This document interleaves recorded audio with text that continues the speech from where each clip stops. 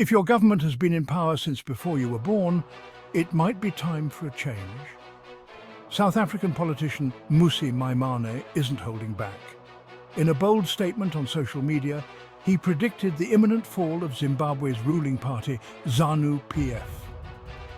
Drawing parallels to the recent political shift in Botswana, Maimane believes Zimbabwe is ripe for change.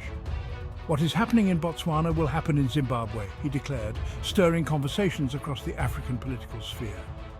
Maimane's comments are more than just words, they reflect a growing sentiment among young Africans disillusioned by corruption and mismanagement. Zanu PF, however, isn't flinching. They dismissed Maimane's prediction, asserting their deep roots and strategic alliances. Despite economic challenges and criticism, they're confident in their grip on power, but the pressure is mounting. The question remains, can Zanu PF withstand this wave of dissent, or is a political upheaval on the horizon? Stay tuned as we navigate this unfolding story.